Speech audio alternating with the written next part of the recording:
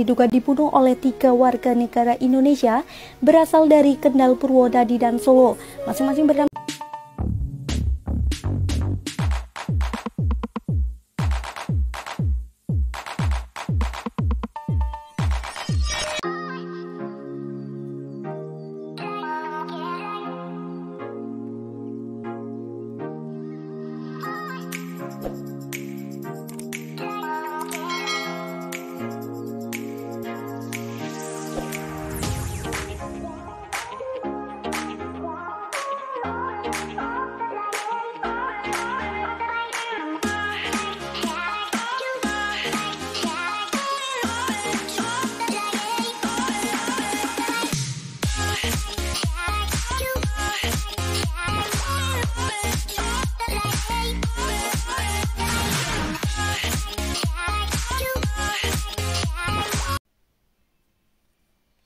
Hai, assalamualaikum warahmatullahi wabarakatuh. Ketemu lagi bersama aku di sini, Endang Yuliana, teman-teman semuanya.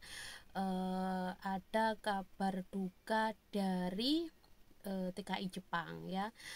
Sebelum kita mengetahui Jepang itu seperti apa sih? Nah, di sini Jepang yaitu negara yang menjunjung tinggi dengan adat istiadat yang saling menghargai orang lain. Nah, di sini ada kejadian yang sangat mengerikan sekali ya bagi saya ya teman-teman. Karena apa? Karena mampu membunuh bukannya mampu. Sangat beraninya membunuh temannya sendiri. Ini sama-sama seorang TKI.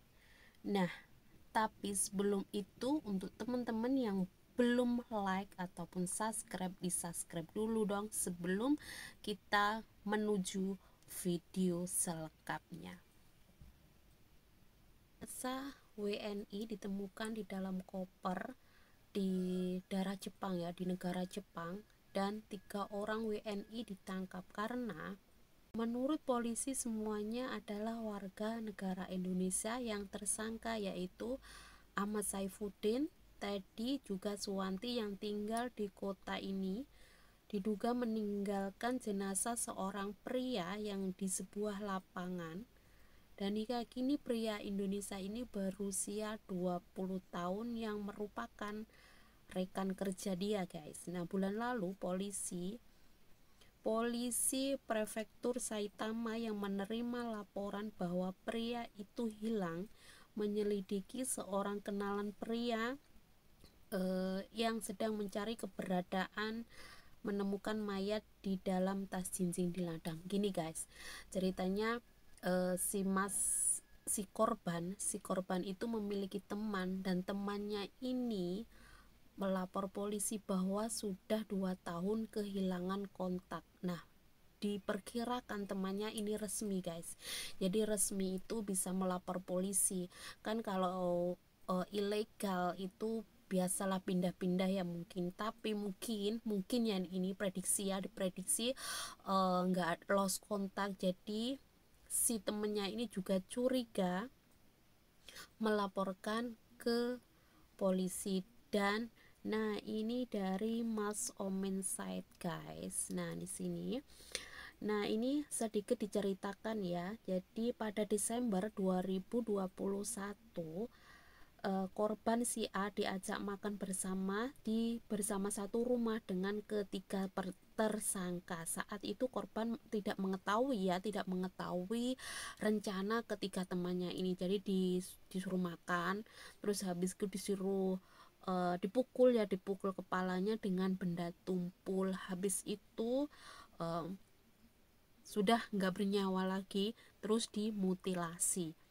Habis dimutilasi itu dimasukkan tas kresek, terus biar nggak bau ya guys, terus dimasukkan ke dalam koper. Sangka membawa koper tersebut pergi ke Fukushima di tempat yang sepi dan menggunakan kereta. Nah, korban sendiri sudah pernah masuk ke daftar orang hilang di tahun kepolisian Jepang pada tahun Desember 2021. Nah, tersangka AS 36 dan S Suwanti dan Ahmad siapa ini? Ya, ini pasangan yang juga sama-sama ilegal. Nah, ini teman satu pabrik guys, satu pabrik ya. Jadi untuk teman-teman, apapun masalahnya itu jangan melakukan kekerasan apalagi menghilangkan nyawa. Jadi kejadian seperti ini bisa mencoreng nama baik Indonesia, orang Jepang itu terhadap Indonesia. Jadi mencoreng nama baik ya di sini kejadian. Jadi setelah 2 tahun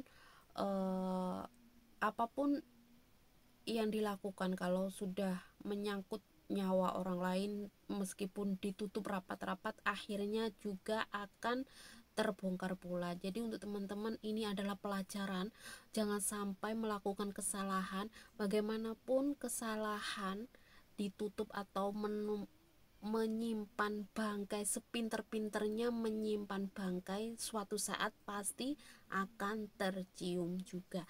Jadi untuk teman-teman dimanapun berada, tetap fokus dengan apa yang sudah diimpikan, fokus bekerja ya.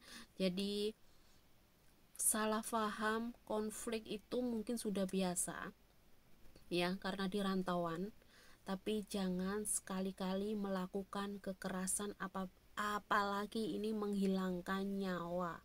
Dan sebelumnya juga mohon maaf apabila ada salah kata, dan mari kita sama-sama mendoakan semoga si masnya husnul khotimah dan keluarganya diberikan ketabahan ya.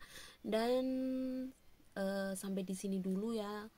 Sebelumnya saya juga mohon maaf, innalillahi wa inna ilaihi rojiun. Semoga diberikan tempat yang terindah. Amin.